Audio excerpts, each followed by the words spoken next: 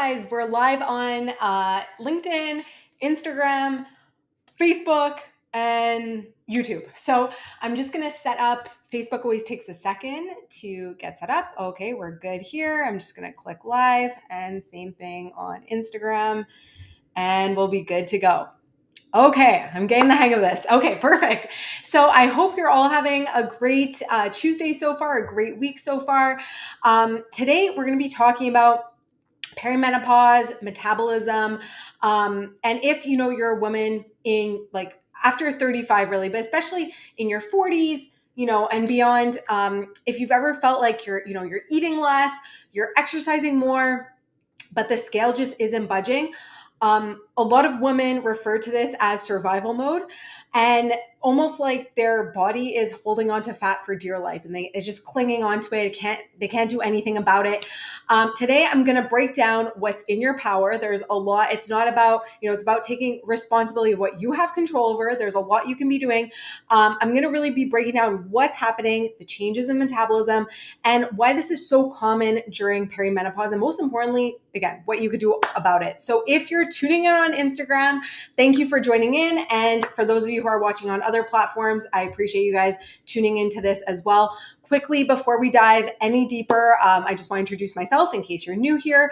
I'm Alexis Gerleo. I'm a biologist specialized in cellular and hormonal health, and turned into personal trainer, nutrition coach. And over the last decade, my team and I have helped over 1,000 women really break through plateaus and transform their health, their physiques, and learning how to work with their body on the deepest level. And that comes down to learning how to work with your unique biology instead of against it. So the reason I'm so passionate about this is because I've personally lived it myself.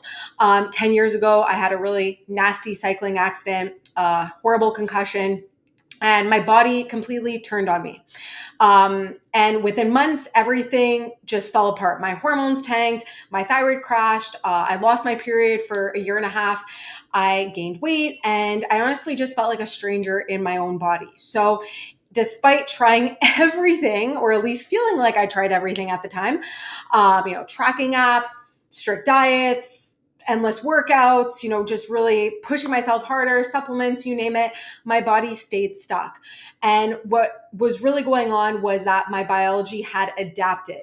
So until I figured all of that out, until I figured out how to work with my changing biology at that point, my metabolism had slowed, and nothing that I was doing on the surface was addressing that.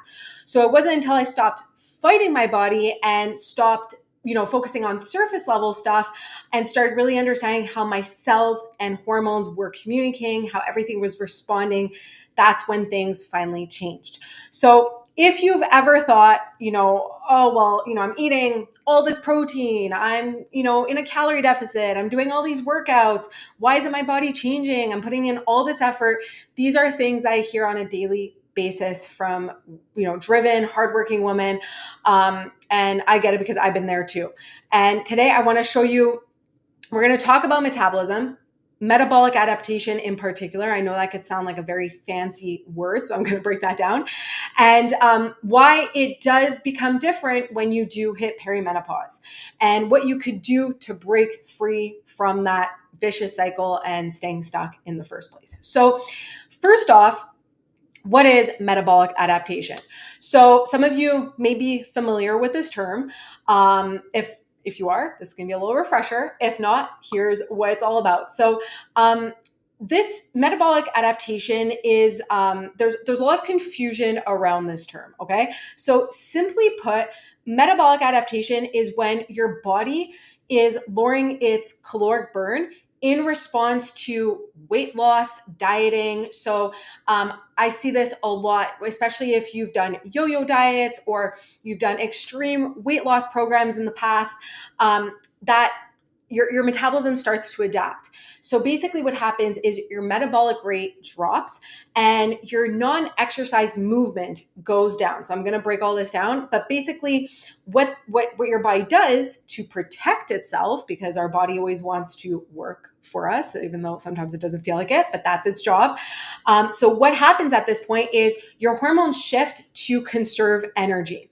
So think of it like your body's built-in survival system, okay? So your body doesn't know the difference between being in a diet, being in a caloric deficit, extreme caloric deficit versus famine.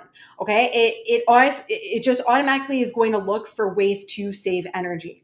So what that looks like in practice, in day to day. So your resting metabolic rate, which is your calories that you burn just to stay alive. Okay. So just like to, breathe, your heart pumping, your liver function, all of your organs working, that starts to drop. Your unconscious movement. So things like fidgeting or pacing or even using your hands as you talk, which is something I'm half Italian, so I'm always very aware of that. But using your hands as you talk, that all goes down without you realizing it. And most importantly, your hunger hormones. So hormones like leptin and ghrelin, which they start to shift. So they make you hungrier or perhaps less satisfied after eating. Your thyroid hormones start to shift. Your sex hormones adjust in a way that makes you less efficient to burn energy. So all to say, before we go any further on that, I just want to address the elephant in the room right now, because a lot of people that I talk to, I hear this from a lot of women, is they say, well, Alexis, like I've always had a slow metabolism. I'm born with a slow metabolism, or like my metabolism has slowed down, now that I'm getting older. And that's the reason why I'm not seeing results. It's because of my slow metabolism. And honestly, most of the time, that's not metabolic adaptation. Okay. So the bigger problem with a lot of women that I talk to is just general inconsistency. So I do want to mention this because oftentimes when somebody feels like their metabolism isn't working properly, a lot of times they're underestimating calories that they're eating. They're overestimating workouts, so their energy output. And they're only really sticking to a plan a few days a week because it's just not sustainable for them. So this is something that I do see often. I just want to address that right from the get-go. Now, for those of you who are watching and you're like, no, Alexis, like, trust me, I've been consistent. I feel like I'm doing all these things accurately. Then in that case, true metabolic adaptation can be real. Okay. And I see this again, we see this a lot in women that come to work with us because they've done so many different programs, diets that have put their body in this state. And again, I'm going to get into the perimenopause changes in a bit. So this has, this can be a thing. Again, if you are consistent, you have tried a lot, and it shows up a lot in women who have done restrictive crash diets, yo-yo dieting, things like combining really, really high intensity workouts or like overtraining a ton with very, very low calories. And that's because your body tells itself, like that combination tells your body, conserve, conserve, conserve. I need energy. I need to protect.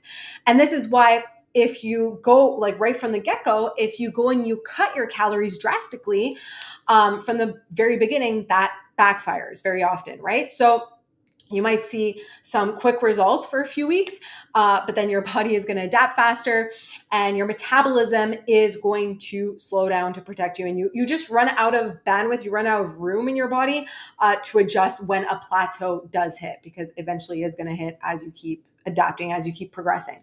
So it feels like if you're going like that right from the get-go, strict calorie deficit, super, super restrictive, it's like starting a marathon and, at a full sprint speed, right? You're just going at it and you burn out before you even make it to the finish line or even make it halfway through. So we want to avoid that. And another thing too, I just want to clarify before diving into all this a lot deeper, is the term survival mode. Okay. So a lot of people, again, believe that their metabolism is broken. They might have even been told that by, unfortunately, some professionals out there have told them, oh, your metabolism's just broken, or you're in survival mode. And that's not a thing. Okay. I just want, before I even go into that any further and go into a rant, that's not a thing. Your body doesn't just shut down fat loss. Okay. It's a myth, and your metabolism may be down regulated, but it's not broken. You're not broken. It's not impossible to lose the fat. Okay. You could still lose the fat. You could still transform your body. You could still improve your metabolism. If you're in a caloric deficit, if you're doing it properly, it just gets harder. if you have done a lot of restrictive things in the past, a lot of yo-yo dieting, because your body has narrowed that gap, okay? And lowering calories even more. So if you're at, let's say you've done like 1,200 calories, or even like I've heard like people doing 1,000 calories a day, and then you try to lower it even more, well, again, it's just going to slow things down even more. There's only, you only have so much room, right? And you're going to crave more calories eventually. And that's why it feels like you're working twice as hard with half the results, because you're not working with your body. You're not building your body's capacity to burn more. Now, if you're thinking, okay, great, well, I've done all those things, like I've done the 1,000 calories, I've done, 1,200 calories, I've done yo-yo diets, I'm screwed. You're not, okay? Because understanding how this impacts fat loss, especially during perimenopause, is key to work through it. So that brings me to my next point. How does this impact fat loss? Okay, so why does perimenopause make it more challenging, but I don't want to say like, it makes it more challenging, but there's still so much in your power. You're not hopeless, okay? So when you first cut calories, naturally you will see some results, okay? Just because again, it's thermodynamics, energy balance, you will see some results. Now, there's different methods of cutting calories, but naturally you're going to see some sort of results. Now, weight loss and fat loss are two different things. So if your goal is fat loss, there has to be more strategy behind it. I'm not going to get into all of that in this talk, but all to say, you're going to see some results, but then over time, your body is going to start to adapt. Progress may slow. It can feel frustrating. But that's a good sign, actually, okay? Because that's metabolic adaptation doing its job properly. Now, when this happens, when things start to slow down, your body's naturally lowering its energy output. It might make you feel hungrier, like I said before, maybe less satisfied after meals, maybe encouraging you subconsciously to move less without even realizing it, without even being aware. So these are all things that happen when you start. Your body adapts to progress, and then naturally you will hit that point. And that's where plateaus happen. And if you don't know how to address those plateaus, that's when people run into trouble. Now, let's layer in perimenopause to this. Okay, so to be clear, there isn't any research that shows that hormonal changes during perimenopause directly increase metabolic adaptation, meaning that it slows down metabolism, okay? There's no research in that itself. But here's what's happening on a deeper level, on a physiological level, and don't kill the messenger. This is just biology. First off, estrogen declines. So our ability to respond to insulin changes. So we become more insulin resistant. So insulin sensitivity drops. Meaning that our body doesn't use carbs as efficiently. It doesn't use sugars as efficiently as it did before, when estrogen was in that rhythmic pattern during, your reproductive years.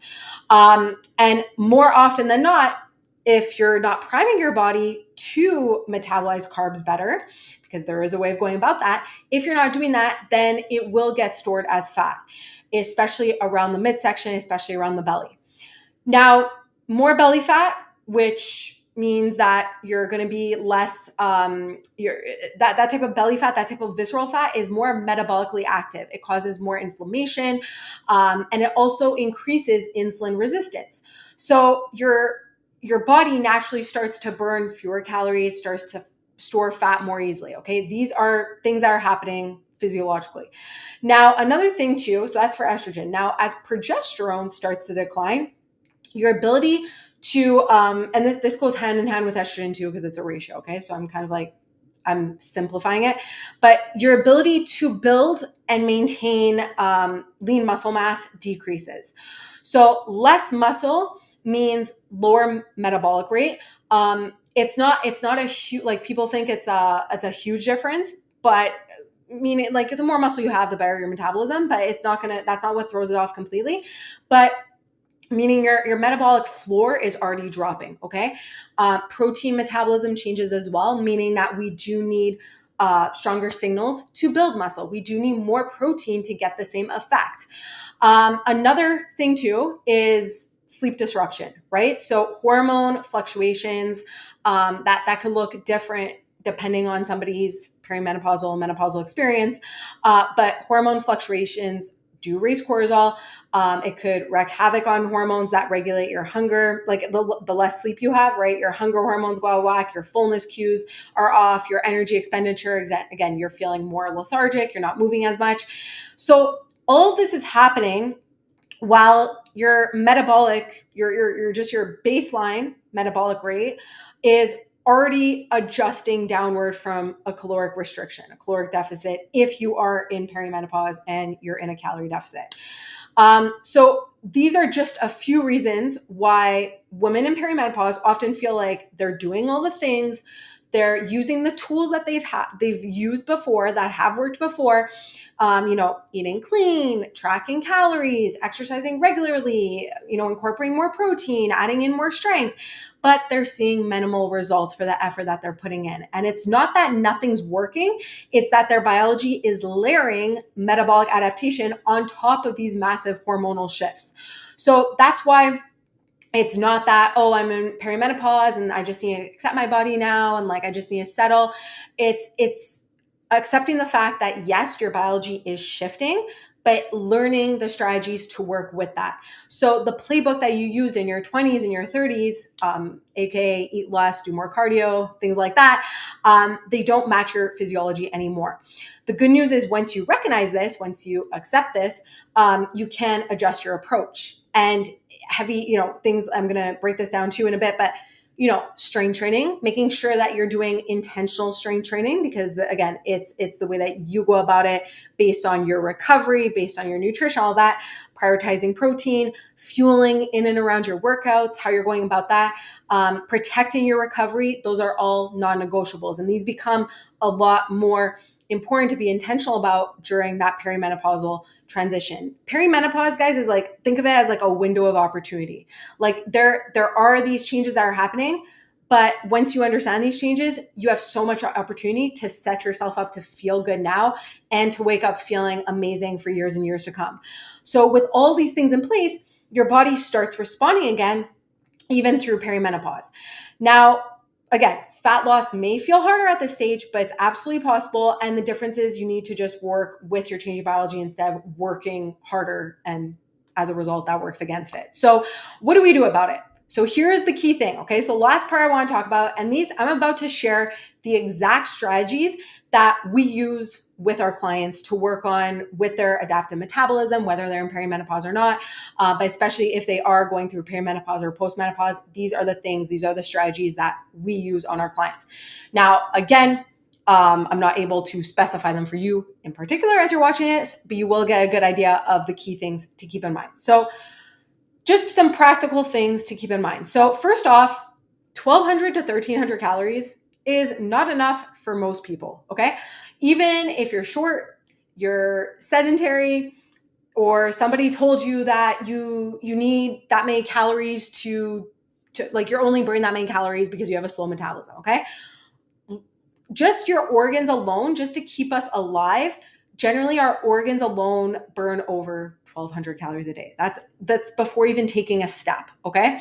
So if you've been told that you have a low resting metabolic rate, that's not a cue to eat less.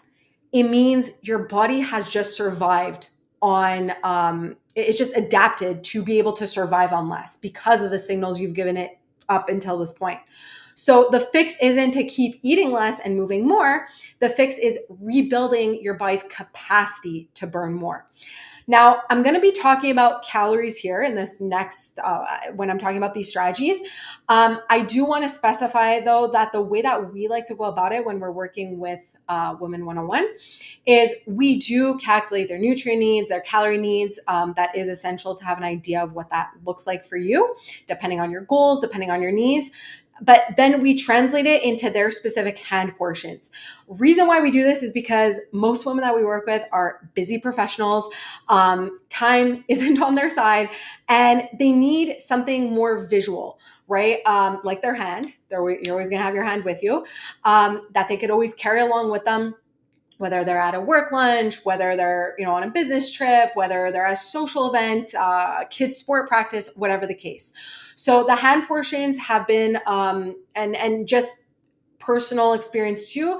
There are some women that we work with who prefer, let's say, tracking, weighing food. By all means, if that's like something that their brain works that way, we go that route. But personal experience, I find that a very tedious, unsustainable approach. And for some women, that could lead into a very obsessive relationship with food. So the hand portions is the way that we like to go about it. But I just want to mention that because we don't do the whole like, weigh every ounce that weigh everything that you're measuring, everything that you're eating. It could be very, again, tedious and unsustainable for a lot of women. And for general, like if you're like training for something specific, then yes, you do need to be more specific. If you're a performance athlete, it could come in handy to know exactly what you need. But for the general woman, it's a lot of work for nothing. So first thing, so strategy number one is strength training. And I'm sure a lot of you have heard this already. Strength training is key to building and preserving muscle mass because muscle is the single biggest driver of your metabolism. It is literally the currency of your metabolism. Okay. So you've probably heard the phrase that muscle burns more calories than fat. Yes, that's true. But the difference isn't as huge as people think. So a pound of muscle might burn about 6 to 10 more calories a day versus 2 or 3 pounds of fat, 2 or 3 calories per pound of fat. So it's helpful to have more muscle, but that's not what's going to be life-changing for the metabolism alone. The real magic of muscle, though, other things that can help your metabolism and with the hormonal shifts is number one, it improves insulin sensitivity. So muscle acts as a sponge for sugar, acts as a sponge for glucose. So the more muscle you have, the better your body could pull sugar out of your bloodstream and use as energy instead of storing it as fat. So this is critical in perimenopause when insulin sensitivity naturally declines. The other thing is muscle is super protective for hormones. So it helps regulate blood sugar and cortisol, which means fewer energy crashes throughout the day, less stress on your system. It also changes just fat distribution, right? So women with more lean muscle mass do tend to carry less belly fat, which is, again, the most metabolically active type of fat and the one we want to be aware of to get rid of because it could lead to, cardiovascular diseases, etc. And just in general, muscle supports longevity, right? So it protects bone density. It improves balance. It lowers the risk of chronic diseases. So low muscle mass, in fact, is one of the biggest predictors of health decline as we age. So these are just a couple of reasons. It's not because, I have more muscle that you're going to burn more calories. It's all these other things that it helps to make sure your metabolism and everything is humming nicely. Strategy number two is prioritizing protein. So protein is key for protecting your lean muscle mass, and it tells your body that you're not starving. So most women who come to us think that they're eating a lot of protein. In reality, they're getting about 80 to 90 grams a day. When we look at like what they're eating, when we start to look at their food pictures, it's about 80 to 90 grams a day. We want to be at least 0.8 to 1 gram of 1 gram per pound of protein. So closer to the 1 gram per pound if you're going through menopause. And again, depending on how active you are, it might be a bit more than that, but we want at least that. So just like general numbers, like at least 100 to 120 grams of protein for majority of women, and some might need more. Protein is key for protecting, again, your muscle during fat loss because you want to preserve your muscle. You don't just want to lose weight, you want to lose fat, preserve your muscle. And again, it signals to your body that you're safe. It helps with hormone production, all these things. So protein is a big one that we want to focus on. The third thing is avoiding extreme deficits. Now, this is something that we see a lot of the women that come to us, they've done extreme calorie deficits or they're eating like 1,200 calories a day, which, like I said before, that's not enough. Our organs alone need more than that. A toddler needs more than that. So if you're a grown woman who needs your brain throughout the day, you need more energy than that. So smaller, more sustainable calorie reduction. So starting off at like 300 calories, 500 max, that will allow you to create less adaptation and less stress on the body. And your body doesn't panic when that change is gradual. Now, again, as your body adapts, this looks a little different. That's when like people run into a bit of issue of knowing how to avoid plateaus, how to go about it, but that's a good starting point. Now, this brings me to the fourth point, is taking strategic breaks. You can't and you shouldn't be in a calorie deficit forever, okay? Over time, again, your body adapts. So you're building in short periods of eating at maintenance, like what your body needs to maintain your weight, to maintain your body composition.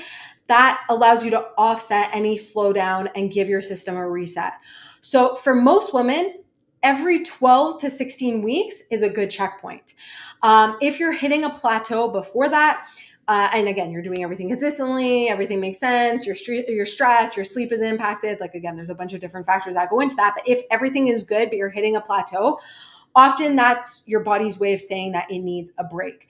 In practice, this might look like spending 7 to 14 days eating at your maintenance calories before going back into a deficit.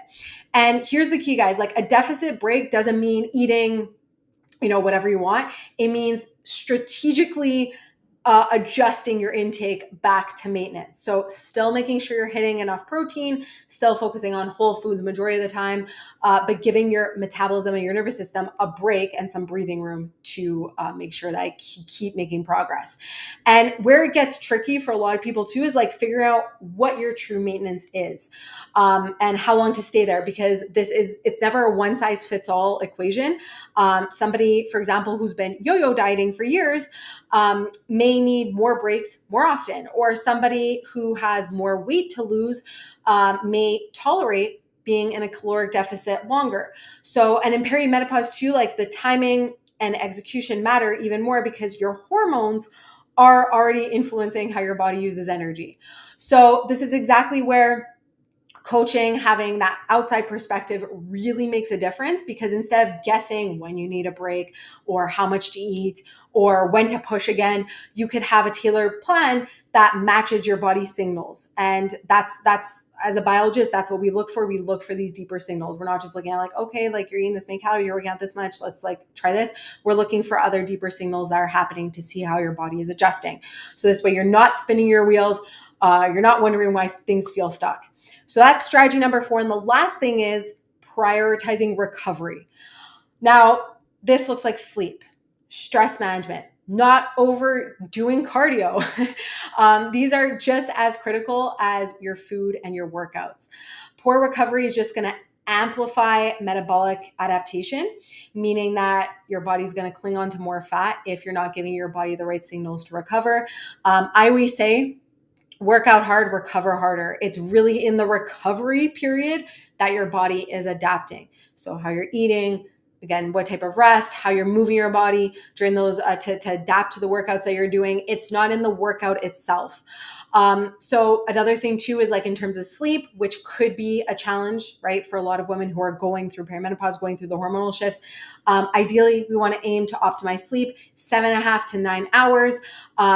And stress management. So that's a non-negotiable, because again, your body with the decline in hormones is in a more stressed out state as it's navigating hormonal changes. So, in your 20s and 30s, and I'm in my 30s now and I feel a difference already. So like for me, even prioritizing like my recovery, how my body's recovering is very different.